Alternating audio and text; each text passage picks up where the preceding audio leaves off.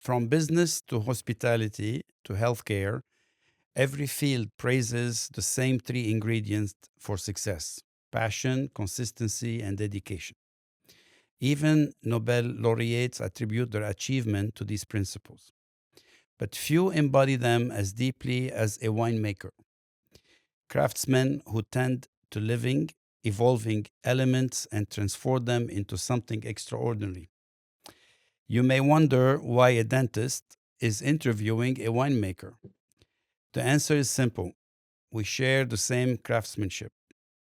Whether crafting a perfect smile or a perfect wine, we work with dedicated living systems guided by patience, intuition, and relentless pursuit of excellence. So today I have the honor of hosting two remarkable guests from Kingston Family Vineyards in Chile. But I have one with me here, the owner, and we have the winemaker in Chile. The winemaker is Andrés Campana, and the co-owner is Jennifer Kingston. And Jennifer, I had the honor to meet you as a patient, and we go some time now, and really cherish that trust. And it was a conversation like this on a visit that we in the decided, chair. yeah, in the chair. And we came up with this idea. So the title is The Palate and the Pulp. Now, the palate, this is where Andres check his wine, which is teasing us. He's drinking now as we are interviewing. and and again, the pulp is the inside of the grape, and the pulp is the inside of the tooth. And that's how the title came about.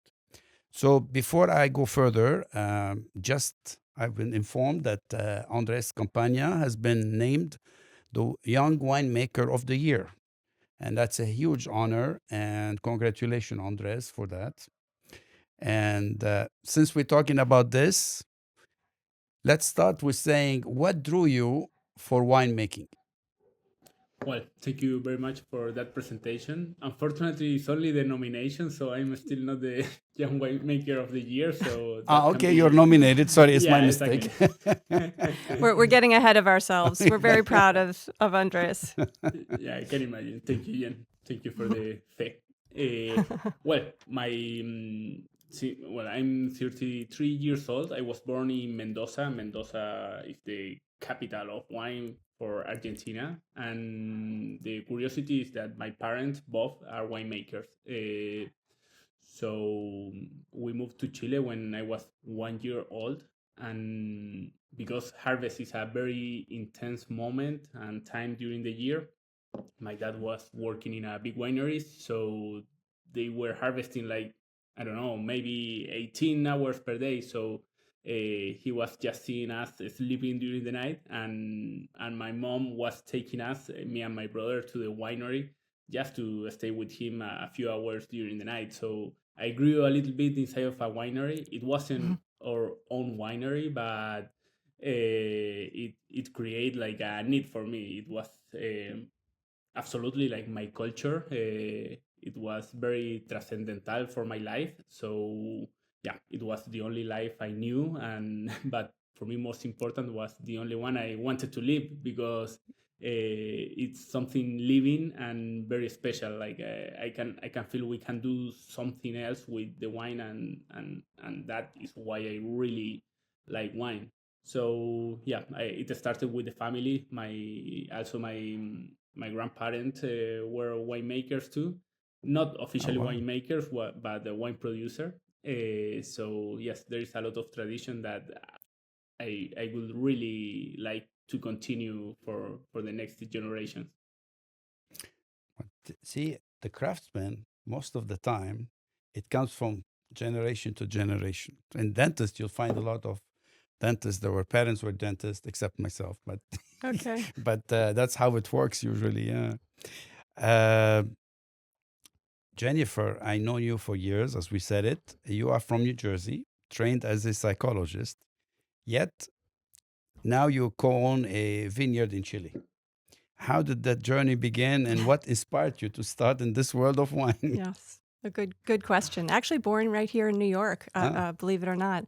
Um, I started out my career as a psychologist and married into this project 25 years ago. Just had my 25th wedding anniversary. Oh, congratulations. And my husband, Tim, and his sister, Courtney, and my father-in-law started Kingston Family Vineyards in the late 90s. Courtney was at Stanford in business school. She decided to create a business plan and propose to the family planting vineyards on this land that the family has had for about 100 years. Sort of unusual story that Courtney and Tim's great-grandfather went to mining school in the Upper Peninsula of Michigan back in the early 1900s. He was sort of a wildcatter type and headed to South America looking for gold and copper.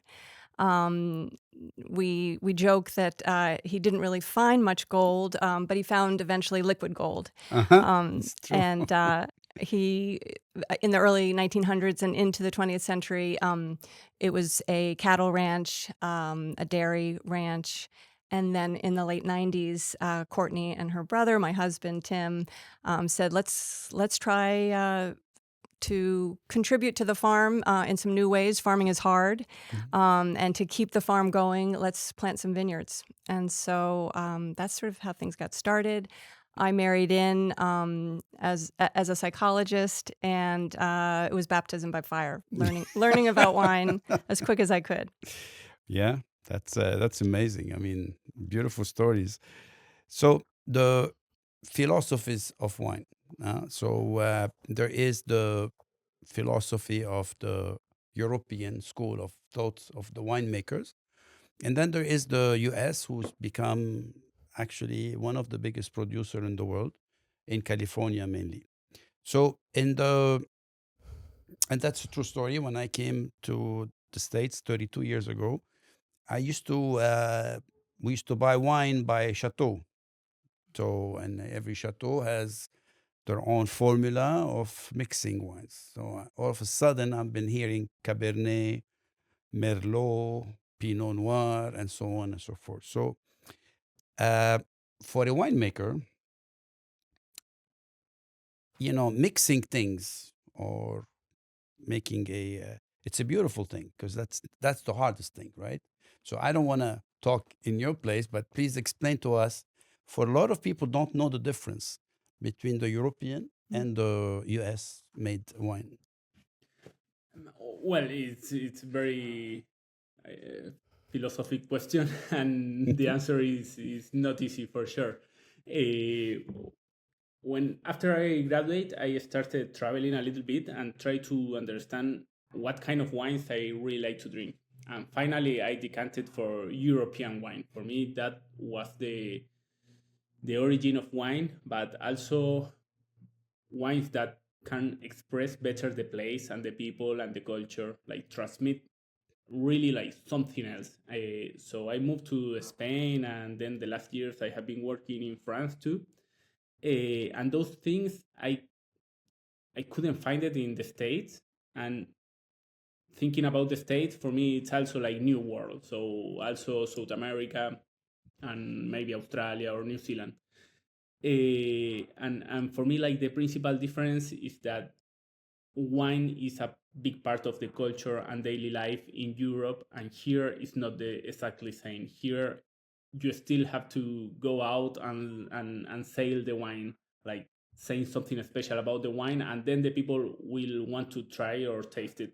So there is a big difference because, for example, when you see a label, as you are saying, like in Bordeaux or Rhone Valley, you have many south of Rhone Valley, you have a lot of varieties mixing in the same wine, and non-label is speaking about the varieties, and that is because it's a really thing about the place and the culture. Like very well that probably in the South Rhone, you will have some Grenache or Mourvedre or etc. like Syrah for sure.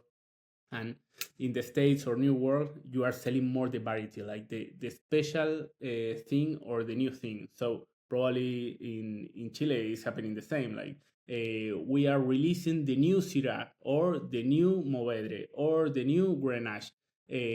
So it's something like more I don't know if fancy, but it's becoming more snob and not so transversal to society as it is in Europe. So for me, that will be like the principal difference. And then it's also very important to understand that New World has been making wine for, I don't know, maybe 300 or 400 years, and with a great focus, maybe just what 50 or 100 years as maximum. And in France or Spain, that is completely different. Like they have been making wine for more than 5,000 years, and that Correct. create a completely different reality. In Europe, they are not doing so many proofs anymore. They know very well what is better for Burgundy, what is better for Bordeaux, what is better for Loire, etc. They already experiment with everything. So that is a huge advantage against us that we are Mm. still in that process. So we are still like failing, like proving and failing many times that, for example, this variety is not well planted here. You should be looking to the north and not to the south. And that change everything. So I feel like it's much more easy making wine in France or Italy or Europe in general, because they know very well what to do with each variety in each hill or step, etc. And we still don't have that information, that knowledge. So it takes time, of course, and a lot of fails too. So in the last probably 50 years in New World, we have been changing a lot about winemaking style, and you don't find that in Europe. So it doesn't mean it's better or it's worse. For me, for sure, it's an inspiration, and I would love to know very well what to do with each variety that we are having in the vineyard. But again, like we are in that process, and Mm. there is not too much rush, but it takes time. So, so what's your approach at Kingston? Do you follow the new world of doing only one grape wine, or do you do a blend like the European do? Uh-huh.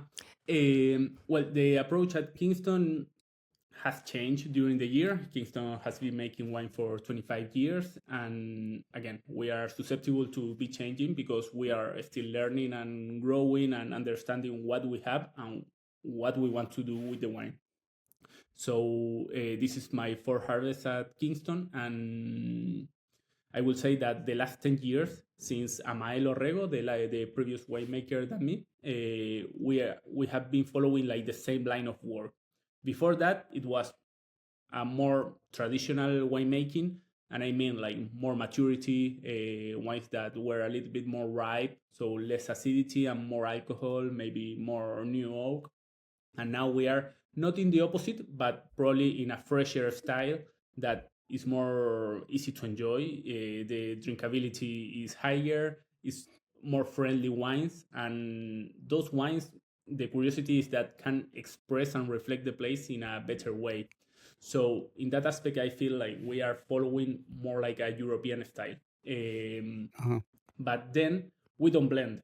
Basically, we don't blend because when I'm thinking in a blend, for example, I think in Bordeaux they have Merlot, Cabernet Franc, Cabernet Sauvignon, Malbec, etc. Like those kind of varieties. But in Burgundy, they are not blending the Pinot with anything because Pinot is very soft, it's very delicate. So the same happened here. We are following again like a European style or tradition with only a few varieties that grows inside of the same vineyard. That for us is very important. We want to work just with the grapes that we are producing. And those varieties are Pinot Noir, Syrah in the reds, and Merlot. So if you think about Pinot Noir and Syrah, like the two reds more important for us, they don't blend very well. If you are putting some Correct. Pinot Noir to the Syrah, you are just diluting the Syrah. And if you are doing the opposite, you are like covering and putting a lot of makeup to the Pinot Noir. So it doesn't make too much sense because it's not like 1+1 is three. Here or two, it will be like 1+1 is Nothing. -1. Hmm. Exactly, it will be negative. And the same Hmm. happened with the whites because we have the Chardonnay and Sauvignon Blanc. So yeah, Andy, if I could it's just complicated. Yeah. jump in, the valley had been known certainly since the early '80s for cold climate whites, but Kingston, along with a few other labels, really began pioneering the cool climate reds in the Casablanca Valley. Before the late '90s, there was not a lot of red wine in this particular valley, which is just northwest of Santiago, towards the coast. For the last 25 years, there are now a lot more producers in Casablanca who are making Syrah and Pinot Noir. But would you agree with me, Andy, that we were among the first? Yeah, absolutely. But if we think in the future, probably with the global warming, like stronger red varieties are working better. So that is the case of Merlot. I feel like probably the Merlot in 2015, it was a little bit green, not bad, but not so great. And now Merlot is working amazing. And 3 years ago, we planted 1 hectare of Malbec and 1 hectare of Cabernet Franc. So with those three varieties, I'm thinking in the origin of those varieties, and that origin is France, is Bordeaux, like a very close and a small place with varieties that mix very well. So I'm sure that in the future we will blend those three varieties because, again, like the origin and probably the genetic history is more or less the same, and it's coming from the same place, and those varieties are compatible. So right now we are not doing it because the varieties that we have in Correct. production are not compatible. It's just that. So that's 2 points that you brought up. Very interesting. That with the climate change, I was visiting Bordeaux recently, and they said that some of the grapes are not going to be able to grow them anymore in the future, and they're going to go for more warmer grapes from Spain, from south of Spain, that they can grow in Bordeaux. But also the terroir, the ground is also different. Like you go to the left bank, it's you cannot grow more than Cabernet there because it's more of a I forget the name of the ground. So the ground does play a role, and with time, the more these vineyards have grown and repeated their juices, the fruits, then they can Yeah, the soil the soil changes changes, yeah. yeah, and then you can have them better. So that's what I wanted to get to for people to understand that wine is time, wine is passion, and dentistry the same thing. Patience. It's patience, yeah, yeah. I mean, you said to yourself 18 hours that your father used to harvest, and I'm sure you go through the same thing. Now you have more machineries that makes it easier. Same thing for us in dentistry. We are faster, but we still spend hours and hours of small details that you have to look into. So that's why I love the blending, because it's such a uh,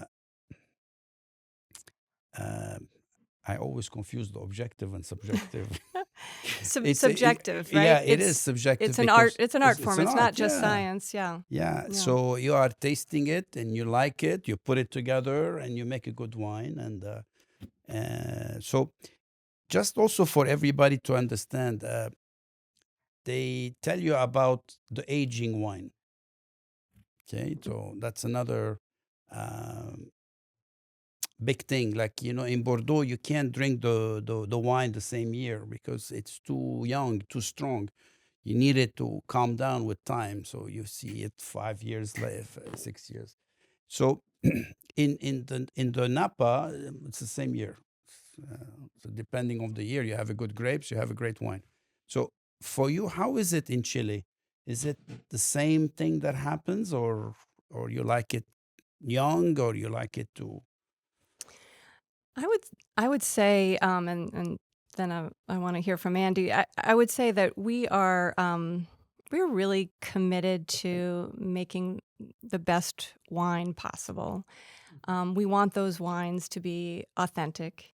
We really want our decision making not to be driven by the market, but to really be driven by um, uh, a commitment to showing, as Andy has said, the terroir, what the Casablanca Valley can do, what grapes, on the hillside versus grapes in the valley.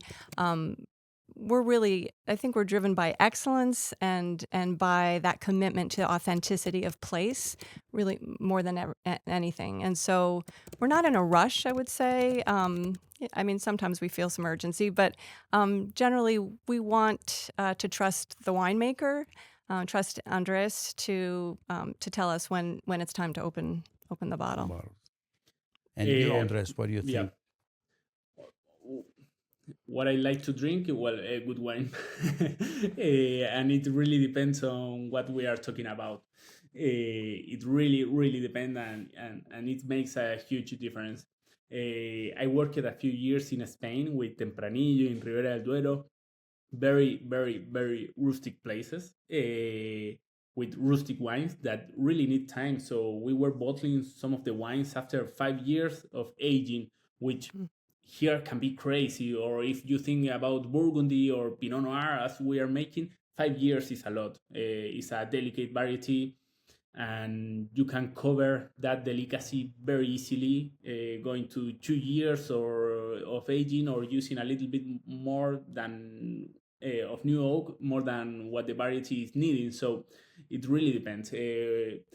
But for me, and I think for Kingston family, I try to represent always the philosophy or ideology of the family is making like truly wines, serious wines that can age well. I don't know, minimum 10 years. I really hope so. Because the place is great, the varieties are nice, the winemaking that we are doing is fine. So the wines should age well. Wow. And the idea with Pinot Noir is very easy. Normally, after 12 months to 18 months, the wine is more or less ready. Like I prefer to finish that aging part inside of the bottle, giving, I don't know, one more extra years before being ready to be open. And we can keep the wine, again, like Jen was saying, like we don't have any commercial pressure. Our pressure is just try to make the best wine that we can. Exactly. So we can do that bottle aging for 2 years or one more year in the winery, and then we release it. But opposite to, I don't know, to the Syrah needs more time. The tannins are like more rustic, more sharp. We need more oxygen, smaller barrels, more time, different techniques. So you will polish those tannins enough to be like enough good to be drinking young or not. But again, like the idea basically is try to have fresh wines that can represent the place, the family, that can age well. But yeah, and if you want to drink it young, probably will be a little bit more simple, more fruity, more direct, like more linear. But if you age the exactly same wine for 5 more years, you should develop more complexity. And that is great because I feel like we are doing wines that are alive and are changing with time, even when that change are not huge. Like you are not changing the characteristic or the origin of the wine, but with the same wine, you are having different expression depending on the place, on the temperature, on the moment when you are opening. And that is great because I think it's the extra value that wine give us the possibility, and not all the people is using it. Many times you can see wine like a factory, like Coca-Cola. We are trying to not do it. Yeah, but that goes back to the same thing. The reason I'm talking about that is there is the drive for the commercial, how much you can throw in and make money. And same thing we go in dentistry. You have these big corporations that push, make more, as much as you can. And there is the refined work. This is why people come to refined places like yours or mine and stuff. So they want quality, they want high end, and that's what makes a difference. Yeah. But there is a pain. Attention. In There's a lot of attention. There's a lot of also everybody can be tempted that I can sell more versus I can hold back and get it a better product. Yeah. So thank you for clarifying this. So how do you guys work together? Well, for that question and the last one, there is not that recipe, of course, and that is very important to say. Like, I and we really don't believe in recipes. Like you Yeah. said, like every year is different, every harvest is different, every I don't know plot has a different behavior during Yeah, there's not the a cookie cutter approach, a recipe that's Mm. going to work each year. I mean, and Mhm. that's winemaking for sure. And do you exactly. guys Yes. fluid in the relationship? Would you guys sometimes butt head on things and Yeah, no, I mean, that's a great question. I think we're really very lucky that we really work well together. I think we at times, right, Andres, we've butted heads at times, but I think we're just really committed to communication, a good relationship, honesty. We appreciate his authenticity, and Mm. we want to know his opinion. And there are times where he's said to the family, "I'm not sure about this direction," and we've talked about it. And I think communication is really key. We've developed trust. Correct. Yeah, The trust. That's the word, you yeah, know. Once you trust the person that is leading the thing, and you makes have all to the believe in difference. them, You have absolutely. to. Yeah. So let me, I'm going through a series, just topics. We go from one to another. So it, we are here at the branding and legacy, and it's a very important things because in every business, especially family business, you brand it as a family, you brand it as your own. And I was in a wine dinner for a uh, I have a patient who is very well known in wine. Wine writing and criticizing. Okay. So they have an event, and he invited me, and I like the Bordeaux. I'm a sucker for Bordeaux, so I was there, and so one of the winemaker. She represents the chateau, and she is the ninth generation, as you mentioned it, the ninth generation. So she brought wine of her grandpa Amazing. that he made it 1985, and she had her grandma 2001. So that's legacy, Yeah. right? That there you cannot have a better legacy. Sounds like a fun dinner. Yeah, expensive. Yes, sure. uh, I'll be honest, I didn't like the 1985, but boom, that's a I'll leave it at that. So, but I'm sure this bottle is worth a lot. I mean, I couldn't have afforded if I wanted. So going back to the branding and legacy, and you guys, it, this land is for years, but the brand is still young, Yeah. like the wine. Yeah. But you want to keep the legacy. So there's the branding and the legacy. Because that's how what brings people for it, right? So you created this name and this brand. So what can we learn from you as a dentist? Because we want to go back to the reason why we're having. What can we learn from you as a dentist? You, both of you, each one will tell me, in learning how to cherish that brand, cherish the legacy, and also have the trust that we can build with the customers. Same thing. I mean, they don't know you personally, but they trust your name, so that's why they buy your product. So, who wants to start first? Jen, maybe I need to process Okay. Yeah, I this. think Jen, because you represent the family. So let's see. No, it's a great question. It's a key question, right? When Yeah. running a business. I think from the beginning, we sat down as a family and talked about what our purpose was, what our priorities were. And just got clear, I think, about what is our North Star, what is most important to us. And we came up with really four main goals. first and foremost, making exceptional wine and food to go along with it, and creating exceptional wine experiences with that wine and food. Telling the 100-year story and using it as an educational tool. We've had a couple of case studies that Stanford's done. We're very open about the case study and how our business has evolved. And often we have MBA students and MBA programs coming, drinking the wine, and we talk about, how this has evolved. And we're excited by education. We think education is foundational to helping other people grow and for our continued growth.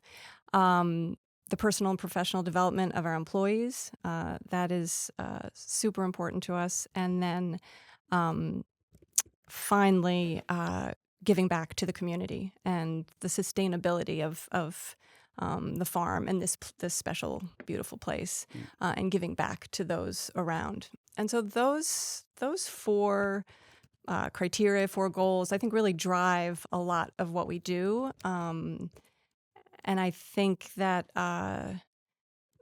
when people come to visit us, I think those values and that purpose, I hope, come through. It's not easy. I love the expression that I've heard, the first 100 years of winemaking are the toughest. So we're about at 25 or so. So we got 75 more to do, 75 more years before it starts getting easier. But I think being clear about and not to overuse authenticity, but I think being authentic foundationally and really staying focused on those 4 tenets of our purpose drive a lot of what we do. That's beautiful. Andrés, what do you think? Well, I'm always thinking a little bit more about the wine, but in terms of branding Thankfully. and legacy, I think it's under construction. Like we are, Jen just said, like the 100 years. I feel like we are still very young. We have tried different winemaking styles. I want to believe that we find a one that we want to continue in the future. But yes, it's under construction. And for me, the key is to be open enough to discuss and to be not agree, but listen to the other person and be okay with that. For me, I'm always thinking in the wines, like the wines were mine, but it's not only mine. I want to try to do something that represents the place plus the family or the human tradition. That is very important because at the end, that is terroir. And terroir, I feel like it will be the only thing that will save us, like having a special flavor. When we think about the new world, many people is too susceptible to the trend. And many times it's like now it's very in the mood, like talking about wines from soils. And it's fine. But for me, wine is to enjoy and to have pleasure. And I find that more when I taste European wineries that are not following that trend. It's more about like thinking about the flavor and try to transmit the culture or the tradition through the wine. Is what I try to do with all wines. But again, that takes time and yeah, that's it. Like we try to put a lot of focus on the wines and do something special. I really want to try to create a special flavor that is the perfect blend between the place and the family, and that will give us continuity. I feel like probably there will be a lot of people that they don't like, which is totally fine. But the people that like it will need to keep buying or following us because you will find that special flavor just with us. And that is like the special thing about the wine. And in my short experience in France or Europe in general, like even in these difficult years for the industry, the only people that doesn't have enough wine is the ones that has created a special flavor in their wines. That people doesn't have enough wine. Like they are always trying to produce a little bit more. Totally different to big wineries or corporative wineries where wine is Coca-Cola, is something very massive, and you don't have any identity. So I feel like identity is the only thing that can save us Set and us giving apart. us a better support in the and future. and make you weather all economies. Because when the economy tank and there's few people who can afford, definitely they will look for the good place to spend it. And so that goes back to the same thing. So from learning from, if you want to summarize what we learned from you as a brand and culture and legacy, is that be proud of the product. Is this the product that you want to have it done on you, basically, or you want to drink it and enjoy it? So if I'm mistaken, please correct me on that. So that's what I see. I think you're right. Yeah. We may not necessarily be following all the influencers. Yeah. Yeah. Because it's funny that you're saying that, because today I've been asked by the social media, by the marketing, about should we use influencers. It's a tough question because There's value. there's value in certain things Mm-hmm. for certain product, and does not match all the taste that you want. Right. Andres is an influencer in his own mind. I believe all my team that I have are influencers in their own way. That's right. So Certainly, look for broadly, you want to influence. I mean, that's part of what yeah. you want to convince. Correct. Yeah, but I don't need somebody to that to have my product. That means I don't know how authentic it will be. Right. That's what I'm trying to say, and that's what you're trying to say.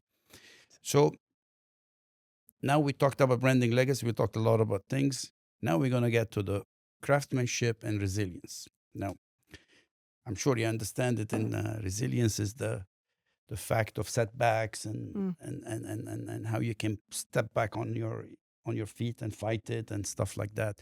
Especially in our both work. Now, in yours, the amount of rain affects your grape.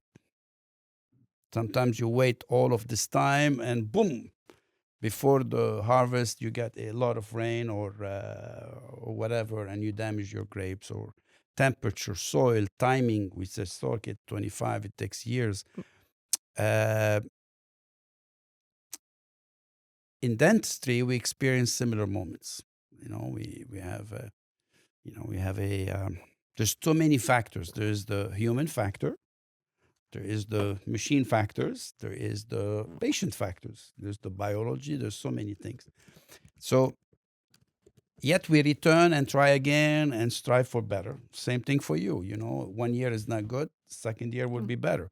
You pray for it, right? And you drink another wine and say, hopefully it will happen. So, how do you cope with the setbacks? Because those setbacks can be very hard. What advice do you have for dentists, especially the beginners, and any craftsman for the matter, on staying passionate, consistent, resilient? Don't cut corners to make more money and become a Coca-Cola of the wine or Coca-Cola of the dentistry or something like that. So what are your advices? Let's start with Jennifer. I'm sure you had quite a bit of setbacks when you were building up that business. And yeah, absolutely. We've been growing grapes and making wine since the early 2000s. In 2018, we finished a tasting salon, so we have a place to host our international travelers.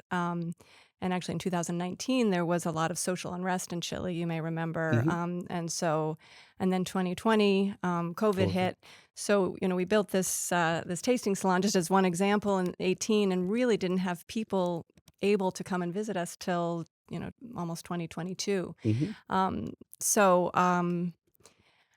We did what we could. I think what failure or setbacks do is they're incredible opportunities, and there's a lot of learning.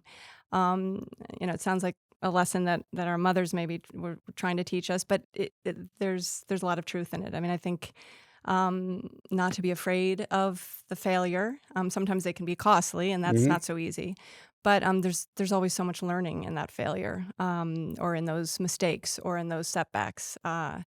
If everything's going just smoothly all along, sometimes that can make you nervous too. Like, It is are, really. are we going to, are we going to be able to grow and grow as much? Are we going to do innovations? So I think those setbacks are opportunities. And thankfully, Andy is very. I think I'm more emotional than Andy's. Andy's more steady, so that's also a great way that we work together. I think he's very, very steady and balanced, and so that helps a lot as well. So, what do you think, Andres? What would you add to it, or?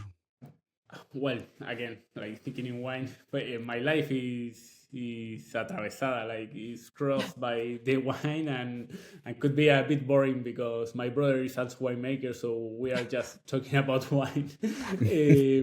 All the time, but everywhere. yeah, exactly. But for me, Dentists are boring too because you put two dentists together. They speak on dentistry. well, it happened. Yes, like the circle could be a little bit small, but I don't know if I have an advice, like not so pretentious to teach you something, but what I do always is try to look what they were doing in the past. For me, that is very important. Many of the wines that has marked my life, and are those ones that really inspire me day after day, were old wines, and that people didn't have a better grape than we do right now, or better machines, or better tanks, or better bottles and bottling system, etc. So I'm always trying to think like how they do it, to have a wine that can live for, I don't know, 50 years or 100 years. I have tasted Jerez from Cherry from 1728, sorry. Wow. And it was fantastic. Like it was so concentrate and dense, and the wine was still there. So I'm always trying to do something that can be like for the posterity, like be here even when we are When I'm not not gonna here. be here. Exactly. That for me is very important, Yeah. and especially like it brings an special flavor and a special character. I want to do something that is adding value to the place, and I feel like we are doing it. So it's always bring me some quiet and calm, to keep thinking in the wine, and not, I don't know, be so susceptible to the trends as we were talking about before. It's funny, the way you're both were saying same thing is that when I give my lecture, I ended it with Chaarisms. I got it from my name. Fundamentals never change. 1782, 26, and still tastes good because they build it on good fundamentals. They didn't have the different barrels that you have, or we didn't have the dentists. They did beautiful work. Didn't have the material that we have that makes it easy, and the biology always win. You cannot defy biology at the end of the day, and you are doing the same thing. It's not biology; it's the same thing. The grape is a living organ. I mean, living plant, and it has also a way how you treat it properly, and then you are setting your goal. You want this to be your posterity, right? To people would ever and ever talk about it, and that goes back to the legacy. So it's funny how we can wrap everything back into those three words, and so we are getting to the closing, but I have a surprise for you because I just heard you saying you were born in Argentina, Yes. right? So I have to admit something. My grandmother was born in Argentina. Yeah, and my grandfather from my father's side, his two sisters immigrated to Argentina, and they all died there. And we have a big family, but I don't know who they are. Okay. Never met them, never know about them because my grandpa married my grandma and brought her back. He migrated to Mexico, and he brought it back. Okay. And then World War I came, and the rest is history. So there are Argentine roots in for both the dentist and the winemaker this evening. So I am fascinated about Argentina. It's one my dream to go, and now I have an opportunity to go to Chile and then go to Absolutely. Argentina. Yeah. Please come and visit us. No, definitely. And so I want to thank you both for making the time to accept to do this, because the palate and the pulp, right? And a lot of people have to say, they say, why a dentist talking about that? But I think after you listen to this, you'll see the similarities in every business that requires a lot of passion and patience and dedication and so on and so forth. So I hope that a lot of people will appreciate listening to it. It's been a pleasure. Yeah, thank Absolutely. you. Thank you. Really, I think it's a lot of fun, and always it's wonderful to meet the person behind the scene. The Absolutely. winemaker. And you go dentist. You get to meet the dentist. You go to the dentist, right? So, but winemaker, unfortunately, are not given all the credits that they deserve, Yeah, because without the they can winemaker, be- that wine does not Absolutely. does They not can exist. they can be Yeah. the unsung hero for sure. And just so your audience knows, Andy is in Chile right now. I don't know if we It mentioned is. that, Yeah. but yes. So no, we didn't.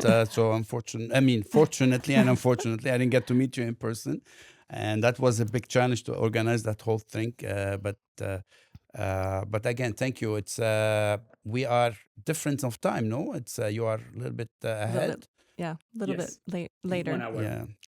1 hour. Okay, it's Oh. not a killer, but nevertheless, it's thank you for making time. I'm sure you had a long day, and Jennifer, Thank really, you. I appreciate it, and I appreciate you trusting me for many years and for accepting this Absolutely. too. Yeah. My mouth would not be the same. Thank you. Thank you. It's been a pleasure. Really enjoyed talking with you. Thank you for Alrighty. having us. Thank you. Yeah, exactly. Thank you, Andres. Thank you Enjoy very the much. evening. Thank you for Thanks. everything. Bye bye.